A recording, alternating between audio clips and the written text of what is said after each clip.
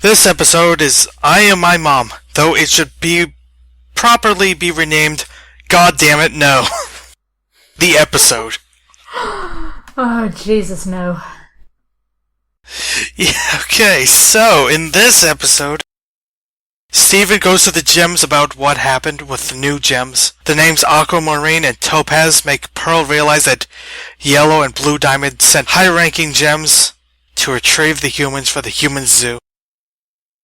They use Connie's phone to track them to Funland, but the gems find them, and they want to interrogate the gems on who my dad is.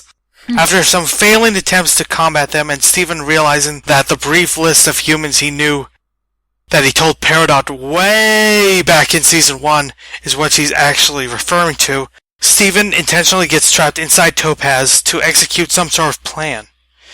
But they're taken to the spaceship by the time that happens, and that by the time he can use his bubble to get everyone to escape. After distracting them with some more fighting to get Alexandrite to grab the ship and let the humans escape, Aquamarine just stops everyone with her powers, and Steven realizes that the only way to stop them would be to give them something more valuable to the diamonds.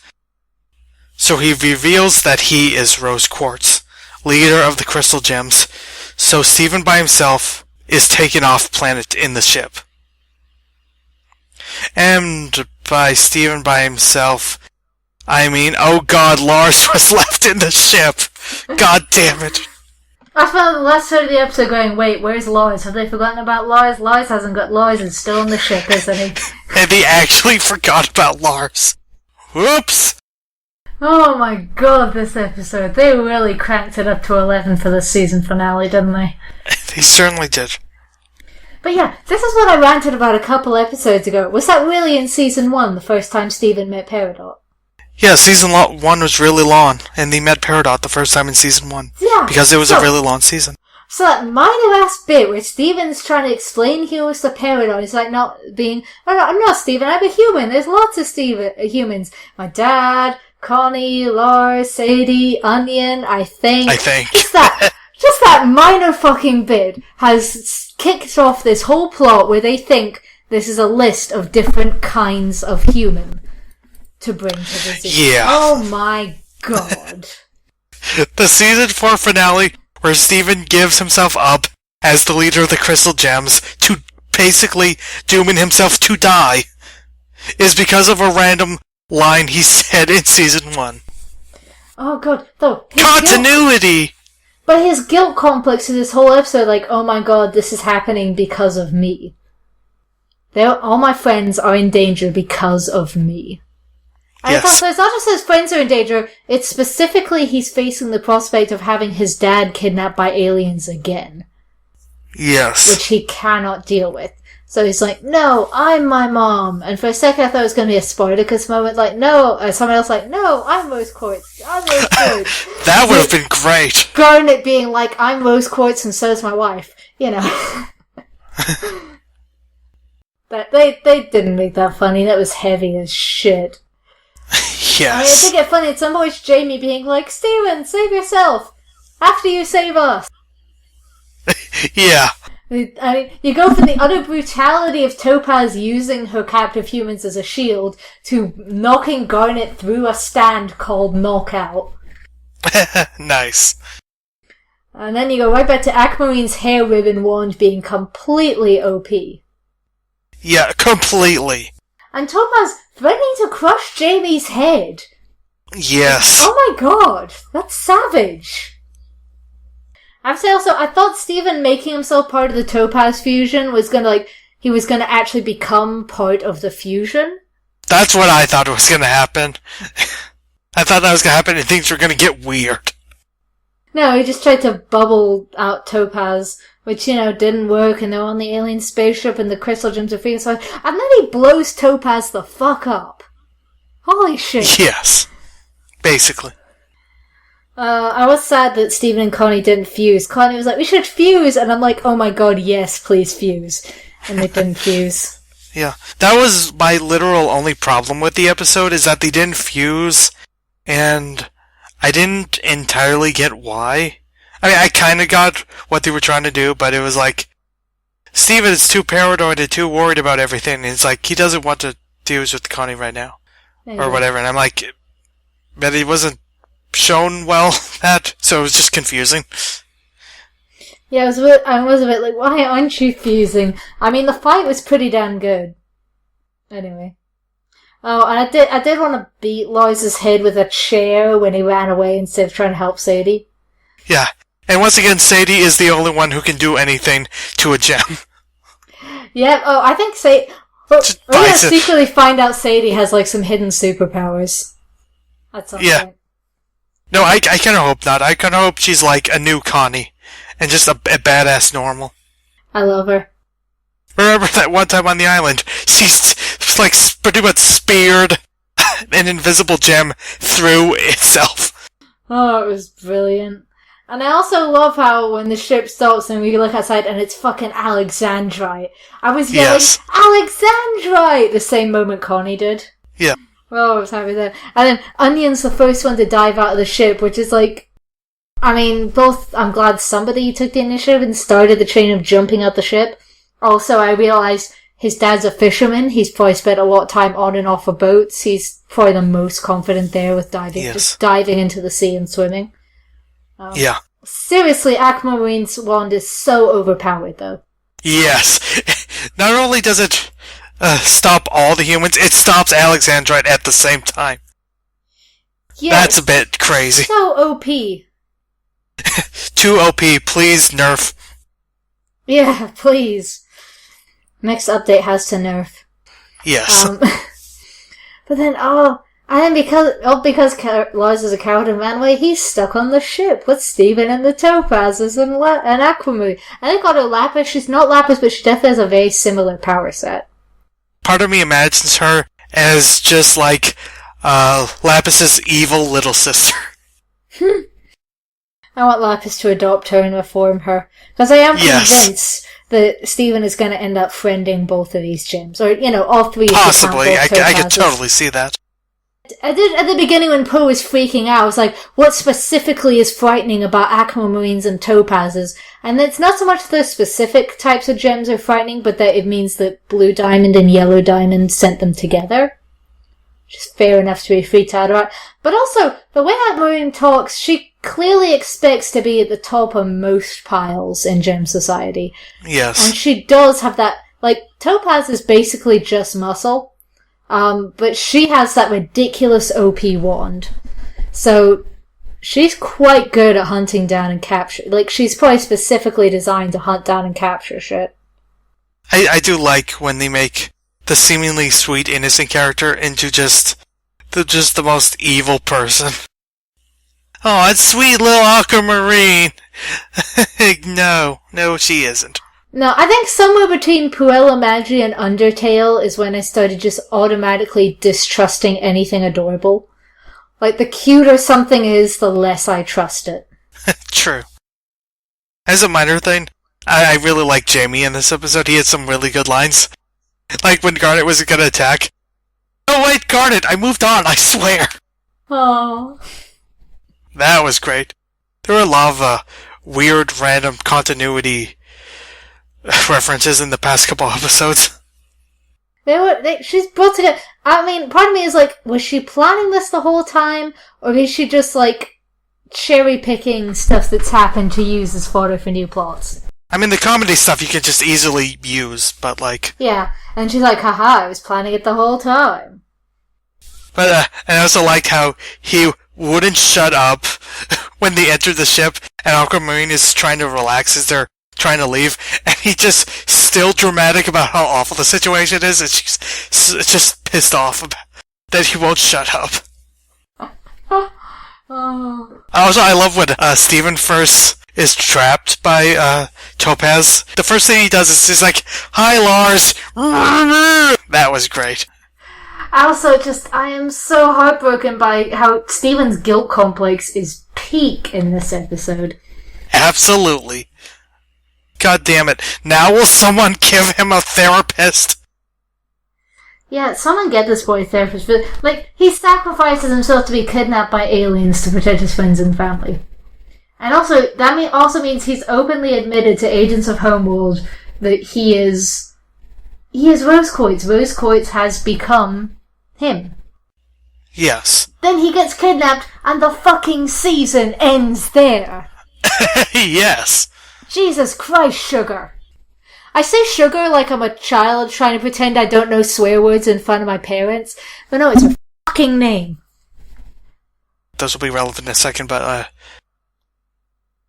it's been abundantly clear, despite people's worries, that Season 5 is not going to be the last season.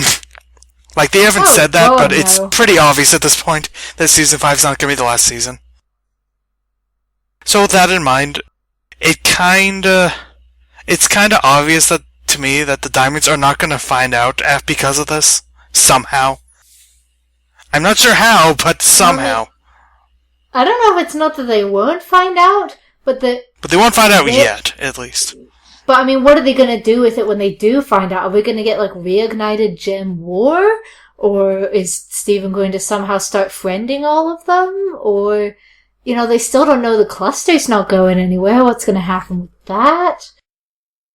Like, we also still don't have a permanent solution for all the bubble damaged, corrupted gems in the temple.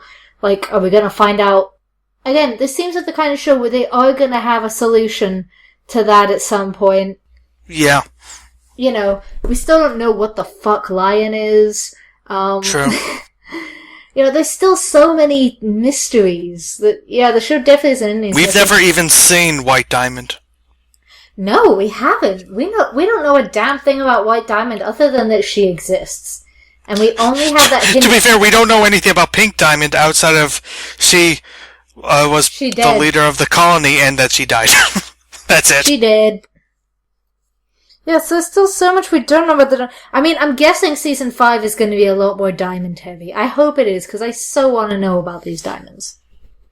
I'm half expecting it to not be, just because of expectations. Let's see how long the series goes. Forever, hopefully. And to be honest, they could have this go on forever. These are the first new gems in a while, you know, so like... Well, outside of Blue, yeah. We had Blue.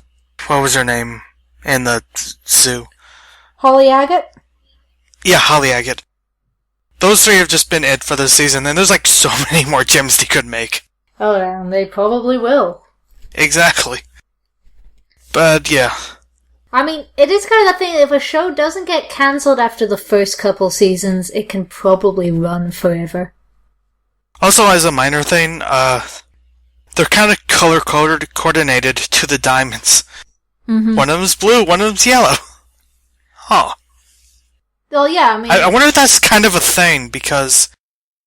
at least for the more higher-up gems, because if you remember way in that Monster Reunion episode where they did the drawings, that one leader person was also yellow, so I kind of wonder if, like, the higher-up gems work for their specific gem.